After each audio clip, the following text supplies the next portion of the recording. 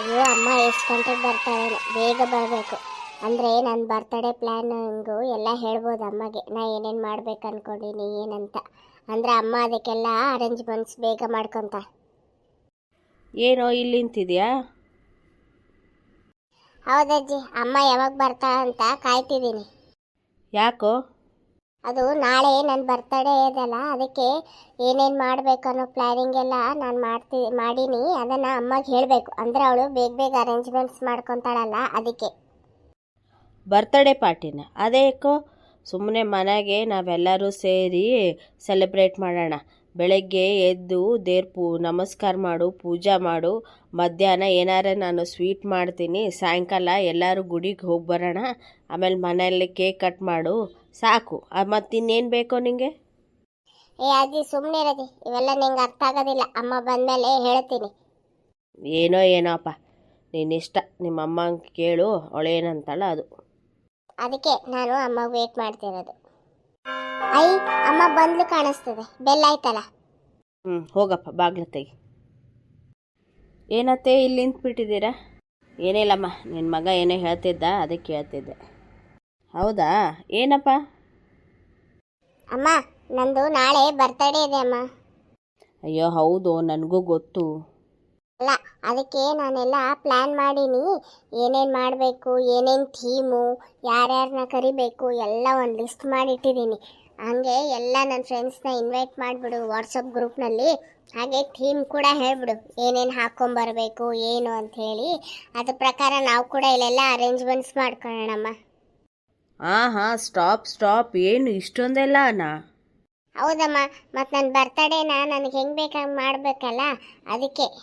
ಹೌದು, ನಿನ್ಗೆ ಹೆಂಗೆ ಬೇಕು ಹಂಗೆ ಮಾಡಬೇಕು. ಹಾಗಂಥೇಳಿ ಇಷ್ಟೊಂದು ದುಡ್ಡನ್ನ ಸುಮ್ಮನೆ ವೇಸ್ಟ್ ಮಾಡೋಗಿಲ್ಲ.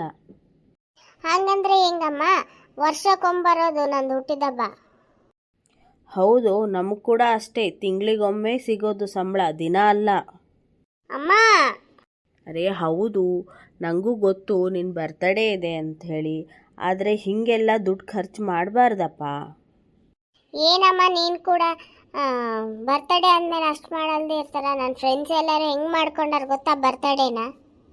ಹೌದು, ನನಗೂ ಗೊತ್ತು. ನಾನೇನು ನಿನಗೆ ಬರ್ತಡೇ ಮಾಡ್ಕೋಬೇಡ ಅಂತ ಹೇಳ್ತಿಲ್ಲ.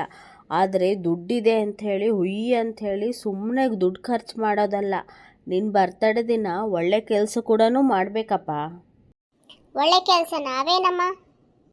ಅಲ್ಲ, ಬೇರೆ ಥೀಮಿಗೆ ಹೇಳೋದು, ಆ ಡೆಕೋರೇಷನ್ ಅವರಿಗೆ ಆ ಟೈಪ್ ಥೀಮ್ ಡೆಕೋರೇಟ್ ಮಾಡಂತ ಹೇಳೋದು, ಆ ಟೈಪ್ ಕೇಕ್ ತರಿಸೋದು, ಆ ಟೈಮ್ ನಿಂಗೆ ಅದೇ ಫುಡ್ ಬೇಕು, ಇದೇ ಫುಡ್ ಬೇಕು, ಹೀಗೆ ಡೆಕೋರೇಟ್ ಮಾಡಬೇಕು, ಹಾಗೆ ಡೆಕೋರೇಟ್ ಮಾಡಬೇಕು, ನನ್ನ ಫ್ರೆಂಡ್ಸ್ ಹೀಗೆ ಡ್ರೆಸ್ ಹಾಕ್ಕೊಂಬರ್ಬೇಕಂದ್ರೆ ಹೇಗೆ ಹೇಳು? ಅದಕ್ಕೆ ಎಷ್ಟೊಂದು ದುಡ್ಡು ಖರ್ಚಾಗುತ್ತೆ ಗೊತ್ತಾ? ನಿನಗೆ ದುಡ್ಡು ಹೇಳ್ತಿಲ್ಲ ನಾನು, ಆದರೆ ಖರ್ಚು ಮಾಡೋದನ್ನು ನೋಡಿ ಉಪಯೋಗ ಆಗಂಗೆ ಖರ್ಚು ಮಾಡಬೇಕಪ್ಪ.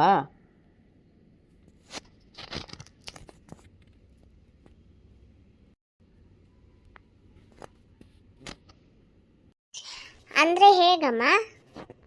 ಅಂದರೆ ನೀನು ಇದಿಷ್ಟಕ್ಕೆಲ್ಲ ಎಷ್ಟೊಂದು ದುಡ್ಡು ಖರ್ಚು ಮಾಡ್ತೀಯ, ಆಮೇಲೆ ಏನು ನೆಕ್ಸ್ಟ್ ಡೇ ಎಲ್ಲ ವೇಸ್ಟ್ ಅಲ್ಲ? ಅಲ್ಲಮ್ಮ, ಹಾಗಂದ್ರೆ ನಾನು ಎಂಜಾಯ್ ಮಾಡೇಬಾರ್ದಾ? ಯಾರು ಬೇಡ ಅಂದ್ರಪ್ಪ? ಎಂಜಾಯ್ ಮಾಡು. ಆದರೆ ನೀನೇ ಹೇಳು, ಈಗ ನಿನ್ನ ಥೀಮ್ ಅಂದ ತಕ್ಷಣ ನಿನ್ನ ಫ್ರೆಂಡ್ಸ್ ಎಲ್ಲರೂ ಅದೇ ಟೈಪ್ ಬಟ್ಟೆ ತೊಗೊಂಬರ್ಲಿಕ್ಕೆ ಹೋಗ್ತಾರೆ, ಮಾಡ್ತಾರೆ. ಅವ್ರದ್ದು ದುಡ್ಡು ಖರ್ಚು. ಈಗ ಡೆಕೋರೇಷನ್ ಮಾಡು, ಅದೇ ಫುಡ್ ಹೇಳು, ಇದೇ ಹೇಳು. ಆಮೇಲೆ ಡೆಕೋರೇಷನ್ ನೆಕ್ಸ್ಟ್ ಡೇ ಏನು ಮಾಡೋದು? ಎಲ್ಲ ಬಿಸಾಕಬೇಕಾಗುತ್ತೆ. ಫುಡ್ಡು ಅದನ್ನು ಎಲ್ಲ ನಿಮ್ಮ ಏಜ್ನವ್ರು ಎಲ್ಲನೂ ತಿನ್ಲಿಕ್ಕಾಗತ್ತಾ? ಇಲ್ಲ. ಅರ್ಧ ಬಿಡ್ತಾರೆ, ಅರ್ಧ ಇದು ಮಾಡ್ತಾರೆ. ಅದು ಕೂಡ ವೇಸ್ಟ್ ಅಲ್ಲ? ಆಮೇಲೆ ಎಷ್ಟೊಂದು ದುಡ್ಡು ವೇಸ್ಟು. ಅದನ್ನೇ ನೀನು ಬೇರೆ ಟೈಪ್ ಯೂಸ್ ಮಾಡು ಅಂತ ಹೇಳ್ತಿರೋದು ನಾನು. ಬೇರೆ ಟೈಪ್ ಯೂಸ್ ಮಾಡೋದು ಅಂದರೆ ಹೇಗಮ್ಮ? ಇಲ್ಲಿ ನೋಡು, ನಿನಗೆ ಬರ್ತಡೇ ಪಾರ್ಟಿನೂ ಮಾಡ್ದಂಗೆ ಇರಬೇಕು, ನೀನು 4 ಮಂದಿಗೆ ಕೊಟ್ಟಂಗೂ ಇರಬೇಕು, ನೀನು ಎಂಜಾಯ್ ಮಾಡ್ದಂಗೂ ಇರಬೇಕು, ಹ್ಯಾಪಿ ಇರಬೇಕು.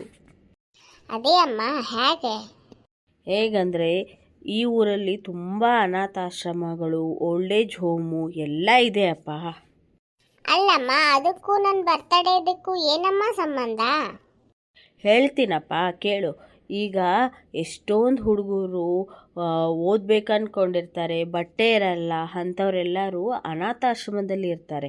ಅಲ್ಲಿ ಹೋಗಿ ನೀನು ನಾಳೆ ನಿನ್ನ ಬರ್ತಡೇ ಅಂಥೇಳಿ ಅವರಿಗೆ ಬಟ್ಟೆಗಳು, ಒಂದೆರಡು ಬುಕ್ಕು ಎಲ್ಲನೂ ಹಂಚಪ್ಪ. ಅಂದ್ರೆ ಅವ್ರು ಎಷ್ಟು ಸಂತೋಷ ಪಡ್ತಾರೆ ಗೊತ್ತಾ. ಮತ್ತೆ ಹಾಗೆ ಓಲ್ಡ್ ಏಜ್ ಹೋಮ್ ಅಂತ ಇರ್ತದೆ, ಅಲ್ಲಿ ಕೂಡ ಹೋಗಿ ನಿನ್ನ ಬರ್ತಡೇ ಇದೆ ಅಂಥೇಳಿ ಬ್ಲ್ಯಾಂಕೆಟ್ಗಳು, ಸ್ವಲ್ಪ ಔಷಧ, ಸ್ವಲ್ಪ ಹಣ್ಣು, ಹಾಲು ಎಲ್ಲರಿಗೂ ಕೊಡು. ಅವರಿಬ್ಬರಲ್ಲೂ ಆಗೋ ಸಂತೋಷ, ಆಶೀರ್ವಾದ ಇದೆ ಅಲ್ಲ, ಅದು ನಿನಗೆ ತುಂಬಾ ಮುಖ್ಯ ಅಪ್ಪ. ಅದಕ್ಕೆ ನಾ ಹೇಳ್ತಿರೋದು. ಹಾಗೆ ಮಾಡಿದರೆ ನನಗೆ ಒಳ್ಳೇದಾಗುತ್ತಾ ಅಮ್ಮ? ಅಯ್ಯೋ, ತುಂಬ ಒಳ್ಳೆಯದಾಗುತ್ತೆ ಅಪ್ಪ. ನನಗೆ ಹೇಳ್ಬೇಕು ಅಂದ್ಕೊಂಡಿದ್ದು ನಿಮ್ಮಮ್ಮನೇ ಎಲ್ಲ ನಿನಗೆ ನೀಟಾಗಿ ಹೇಳಿದ್ಲು ನೋಡು. ಹಿಂದಿನ ಕಾಲದಲ್ಲಿ ನಾವು ಅನ್ನದಾನ ಅಂತ ಮಾಡ್ತಿದ್ವಿ. ಅಂದರೆ ಏನು, ಎಲ್ಲರನ್ನೂ ಕರೆದು ಊಟಕ್ಕೆ ಹಾಕ್ಸೋದು, ಇದು ಹಾಕ್ಸೋದು, ಗುಡಿಗಳಿಗೆಲ್ಲ ಕೊಡೋದು ಮಾಡ್ತಿದ್ವಿ. ಹಾಗೆ ಈಗ ಹೋಗಿ ನೀನು ಎಷ್ಟೊಂದು ಅನಾಥ ಮಕ್ಕಳಿಗೆ ಬುಕ್ಕು, ಬಟ್ಟೆ ಕೊಡು. ಹಾಗೆ ವಯಸ್ಸಾದವರಿಗೆಲ್ಲರಿಗೂ ಔಷಧ, ಹಾಲು ಹೊತ್ಕೊಳ್ಳಿಕ್ಕೆಲ್ಲ ಕೊಟ್ಟರೆ ದೇವರು ನಿನಗೆ ತುಂಬಾ ಒಳ್ಳೇದು ಮಾಡ್ತಾನಪ್ಪ. ನಾ ಹೇಳೋ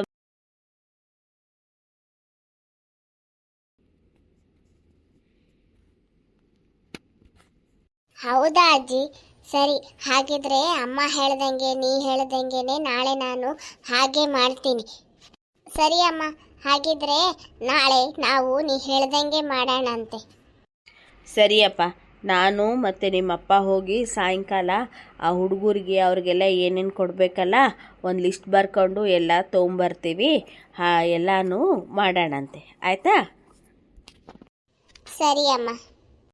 ಹೌದೇ, ಅದೇನೋ ಆಯಿತು. ಪಾಪ ಅವನದು ಬರ್ತಡೇ ಏನಾರ ಮಾಡಬೇಕಲ್ಲ. ಹೌದು ಅತ್ತೆ, ನನಗೂ ಗೊತ್ತು.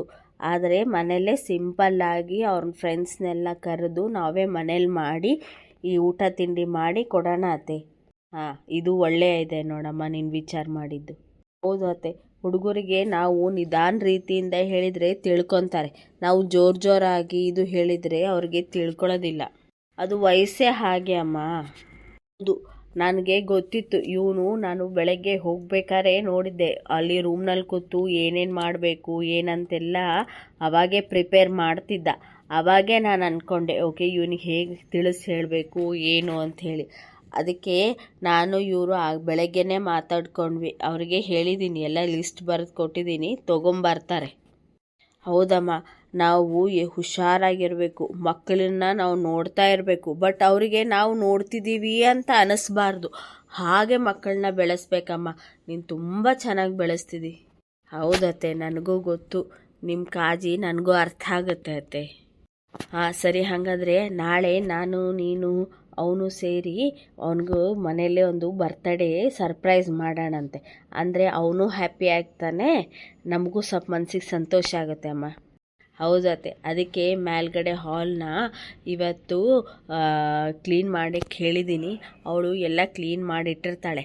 ಬೆಳಗ್ಗೆ ಡೆಕೋರೇಷನ್ ಎಲ್ಲ ಮಾಡಿಬಿಡ್ತೀನಿ. ಅವನು ಅವ್ರ ಅಪ್ಪನ ಜೊತೆಗೆ ಹೋಗಿ ಎಲ್ಲಗೂ ಕೊಟ್ಟು ಬರ್ತಾನಲ್ಲ, ಆಮೇಲೆ ನಾವು ಮೇಲೆ ಹೋಗಿ ಅವ್ನ ಫ್ರೆಂಡ್ಸನ್ನೆಲ್ಲ ಅವ್ನಿಗೆ ಗೊತ್ತಾಗಲ್ದಂಗೆ ಕರೆದು ಪಾರ್ಟಿ ಮಾಡೋಣ ಅತ್ತಿ. ಸರಿ ಅಮ್ಮ. ಏನೋ ಖುಷಿ ಆಯ್ತಾ? ಎಲ್ಲರಿಗೂ ಹೋಗಿ ಇವತ್ತು ಹಂಚಿ ಬಂದ್ವಲ್ಲ. ಹೌದಪ್ಪ, ತುಂಬ ಖುಷಿ ಆಯಿತು. ಅಮ್ಮ ಹೇಳಿದ್ದು ಕರೆಕ್ಟೇ. ಅದಕ್ಕೆ ಅಪ್ಪ ಅಮ್ಮ ಏನು ಹೇಳ್ತಾರಲ್ಲ, ಅದು ನಿಮ್ಮ ಒಳ್ಳೇದಕ್ಕೇ ಹೇಳ್ತಾರೆ. ಆದರೆ ಹೇಳೋದು ಸ್ವಲ್ಪ ಚೇಂಜ್ ಇದ್ರೂ ಅದು ನಿಮ್ಮ ಕೆಟ್ಟದಕ್ಕಲ್ಲಪ್ಪ, ಒಳ್ಳೇದಕ್ಕೇ ಹೇಳೋದು. ಹೌದಪ್ಪ, ಥ್ಯಾಂಕ್ಸ್. ಓ, ಬಂದ್ರಾ? ಆಮ, ಇವತ್ತು ನಾನು ಅಪ್ಪ ಹೋಗಿ ಎಲ್ಲರಿಗೂ ಅನಾಥಾಶ್ರಮದಾಗ ಇರೋರಿಗೆಲ್ಲರಿಗೂ ಬಟ್ಟೆ, ಬುಕ್ಕು ಎಲ್ಲ ಕೊಟ್ಟು ಬಂದ್ವಿ. ಹಾಗೆ ಓಲ್ಡ್ ಏಜ್ ಹೋಮಿಗೆ ಹೋಗಿ ಕೂಡ ಫ್ರೂಟ್ಸು, ಹಾಲು ಮತ್ತು ಬ್ಲ್ಯಾಂಕೆಟ್ ಎಲ್ಲ ಕೊಟ್ಟು ಬಂದ್ವಮ್ಮ. ಅವರು ತುಂಬ ಆಶೀರ್ವಾದ ಮಾಡಿದರು ನನಗೆ. ಹಾಗೆ ನಂಗೆ ತುಂಬ ಖುಷಿ ಆಯ್ತಮ್ಮ. ಹೌದಪ್ಪ, ಅದು ತುಂಬಾ ಮುಖ್ಯ ನಿನಗೆ. ಥ್ಯಾಂಕ್ ಯು ಮಾ. ಸರಿ, ಕಣ್ಮುಚ್ಕೋ, ನಿಂಗೊಂದು ಸರ್ಪ್ರೈಸ್ ಇದೆ. ನನ್ಗ ಏನಮ್ಮ? ನೀ ಕಣ್ಣು ಮುಚ್ಕೊಳ್ಳೋ, ಹೇಳ್ತೀವಿ. ಹಾಂ, ಈ ಕಣ್ ತೆಗಿ. ಅಮ್ಮ, ವಾವ್! ಏನು, ಹೇಗಿದೆ ಅರೇಂಜ್ಮೆಂಟ್ಸು? ಇಷ್ಟ ಆಯ್ತಾ? ಓ ಅಜ್ಜಿ ತುಂಬ ಇಷ್ಟ ಆಯ್ತು ಅಜ್ಜಿ. ಥ್ಯಾಂಕ್ಸ್ ಅಮ್ಮ, ಥ್ಯಾಂಕ್ಸ್ ಅಜ್ಜಿ. ನಿನ್ಗೆ ಸರ್ಪ್ರೈಸ್ ಕೊಡ್ಬೇಕಂತಾನೆ ನಿಮ್ಮಮ್ಮ ಇವೆಲ್ಲ ಅರೇಂಜ್ಮೆಂಟ್ ಮಾಡಿದ್ದು. ಇನ್ನೇನು ನಿನ್ನ ಫ್ರೆಂಡ್ಸ್ ಕೂಡ ಎಲ್ಲರೂ ಬರ್ತಾರೆ. ಎಲ್ಲರೂ ಸೇರಿ ಬರ್ತ್ಡೇ ಸೆಲೆಬ್ರೇಟ್ ಮಾಡಿರಿ. ಹೌದಾ ಅಮ್ಮ, ಥ್ಯಾಂಕ್ ಯು ಅಮ್ಮ. ಹೌದಪ್ಪ, ನಾವು ನೀನು ಸೆಲೆಬ್ರೇಟ್ ಮಾಡ್ಕೋಬೇಡ ಅಂತ ಹೇಳ್ತಿಲ್ಲ. ದುಡ್ಡನ್ನು ಒಂದಕ್ಕೆ ಹುಯ್ಯಿ ಅಂತ ಖರ್ಚು ಮಾಡಿ ವೇಸ್ಟ್ ಮಾಡೋದಲ್ಲ. ಈಗ ಹೋಗಿ ಅಲ್ಲಿನೂ ಕೊಟ್ಟು ಈಗ ನಿನ್ನ ಎಂಜಾಯ್ಮೆಂಟು ಮಾಡ್ಕೊ. ನೋಡು, ನಮ್ಮ ಮನೆಯಲ್ಲೇ ಹಾಲ್ ಇದೆ, ಹೌದಾ ಇಲ್ಲ? ಅಲ್ಲೇ ನಿನಗೆಲ್ಲ ಅರೇಂಜ್ಮೆಂಟ್ ಮಾಡಿ ನಿನಗಿಷ್ಟ ಆಗಿರೋ ಕೇಕ್ನ ನಾನು ಅಜ್ಜಿ ಮನೆಯಲ್ಲೇ ಮಾಡಿದ್ದೀವಿ. ಹಾಗೆ ಮನೆಯಲ್ಲೇ ಎಲ್ಲ ಮಾಡಿದ್ದೀವಿ. ನಿನ್ನ ಫ್ರೆಂಡ್ಸ್ ಇನ್ನೇನು ಬರ್ತಾರೆ, ಸೆಲೆಬ್ರೇಟ್ ಮಾಡೋಣ, ಓಕೆನಾ?